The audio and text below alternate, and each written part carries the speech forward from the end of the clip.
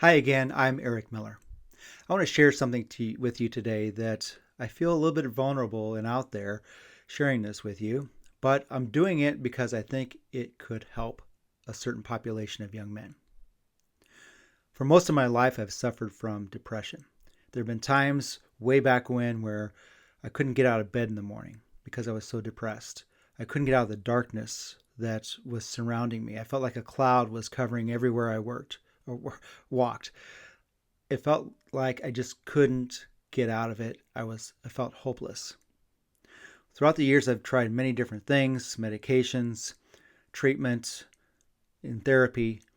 I've tried other things too for soul care. And a lot of it's helped. A lot of layers of things together have gotten me to the point where those episodes of the darkness are very few and far between. So it's not something that I have to battle with anymore. I certainly do have it come up, but I'm able then to get out of it fairly quickly. So I want to share with you an article I wrote on Substack that I'll put a link to it in the video description. So if you can share this with someone or maybe read it yourself, there are other things in the article that I'll point out that I probably won't read here today on the video. But it's something that I think is really a huge problem in our culture today here in the United States and probably abroad as well. I just don't study that because I live here in the U.S., so I'm not really that into the cultures of around the world. So I'm sure it's probably an issue other places in the world also. So it's probably applicable to you if you're outside the U.S. So I would ask you a favor if you could subscribe to this channel, and I have other content to help young men in struggles of today that I think is really valuable. And also share this video too with someone who might be suffering from depression that's tried a lot of different things, but this is a take maybe they haven't considered.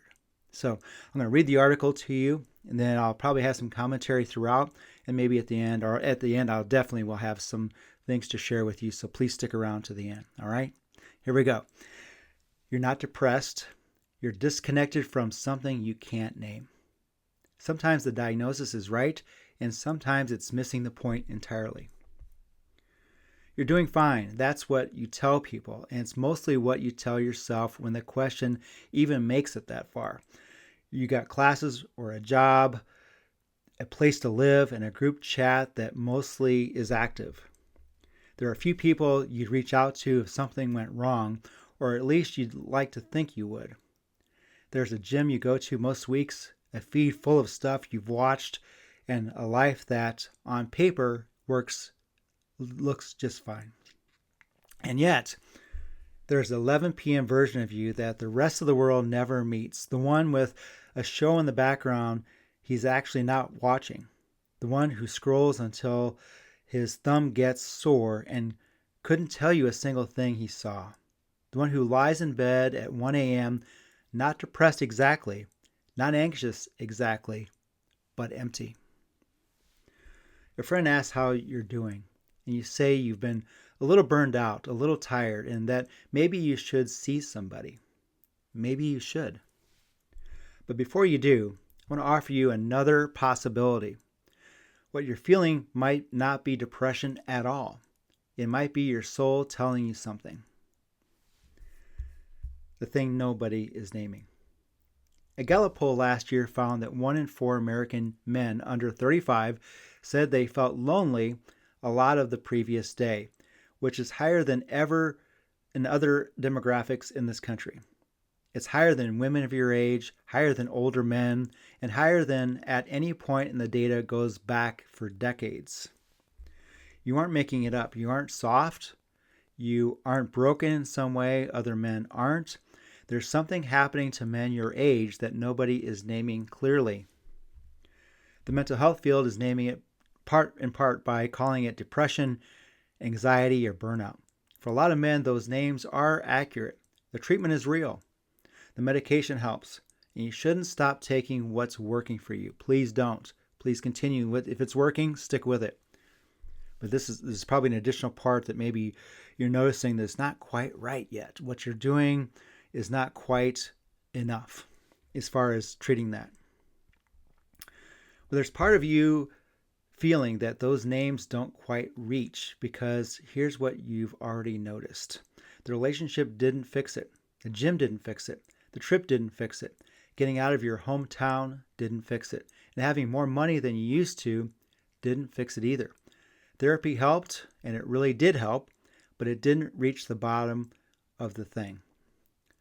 There's something underneath the burnout that has its own weight, and that something is what I want to talk to you about. What disconnection actually feels like.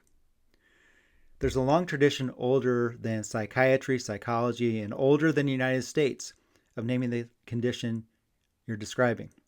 The desert monks called it acedia, a kind of spiritual flatness, a listlessness, a loss of taste for things that should taste like something. Later mystics like St. John of the Cross described a different but related experience, the dark night of the soul, where the old sources of meaning go silent, not because something is wrong, but because something deeper is being asked of you. They aren't the same thing, but they share a family resemblance, and other traditions has had their own names for it. Some just called it being lost. What every tradition agreed to is this: when a man feels like they're feeling he isn't malfunctioning, he's signaling. He's signaling for help. Something in him knows that the life he's living isn't the life that would feed him, and something in him is asking, not in words, but in the exact heaviness, what am I actually here for? Something in him is reaching for the connection he can't name and hasn't yet found. You can tell that something, the soul or the deeper self or whatever the holy names for it is, that when you're being honest. The name doesn't matter as much as this. It's asking for your attention, and the modern world has trained you every single day to give your attention to anything else, to stay in the noise, stay in the chaos. The wrong fixes. This is where most men make the mistake. We try to fix the feeling without ever asking what is the point, what it's pointing at.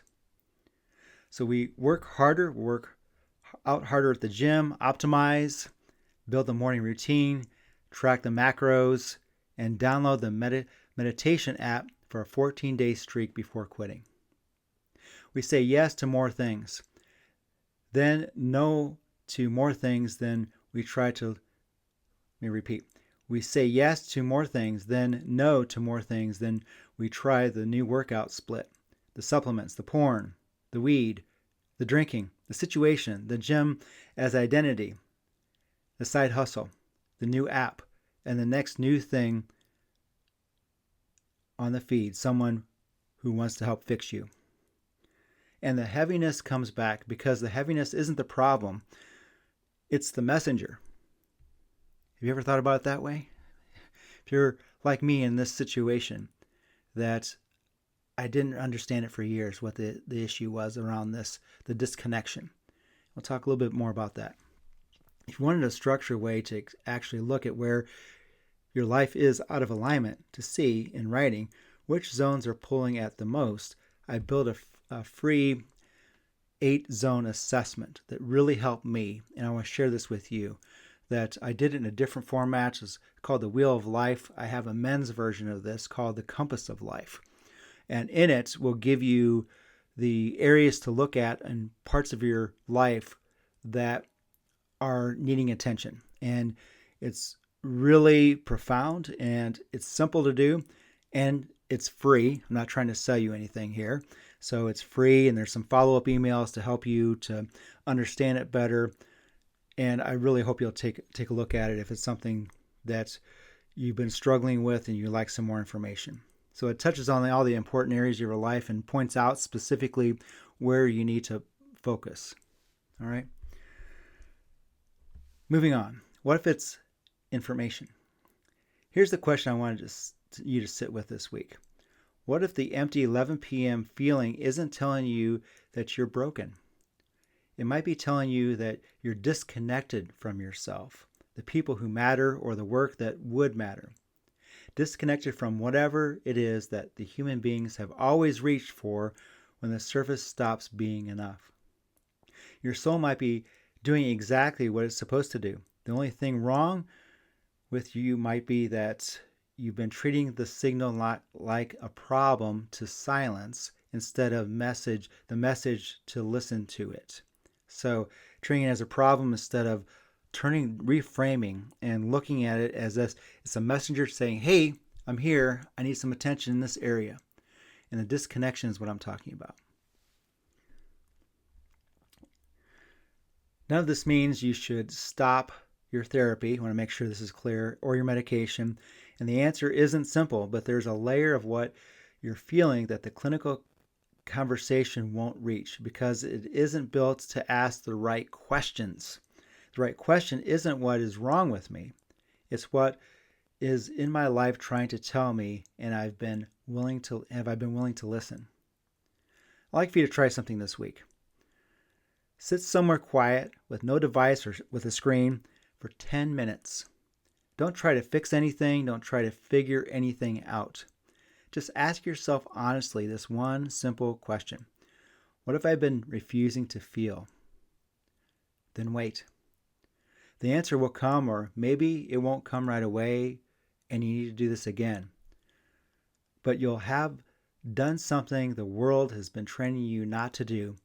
You have given the signal your attention, and that's where a good place is to start. Next week, what I kept and what I threw out, a field guide for the de-churched man. So that's coming up next week's episode, and in the article as well. Let me end with some comments about that. I said I was going to do at the beginning at the top. Depression is a complicated thing for sure. There are areas that you may not have addressed or consider that the disconnection, the virtual world we live in, is not really connecting us in a meaningful way. Our soul needs meaning. And without that meaning, there's an emptiness, a core to us that is not being filled because we're missing the mark. We're not asking the right question on what we need to do to help ourselves. So my friend, if you're suffering from depression or you've tried other things and you haven't thought of this, maybe you've heard of this before but never wanted to try what I'm talking about, is reconnecting. Connect with yourself first.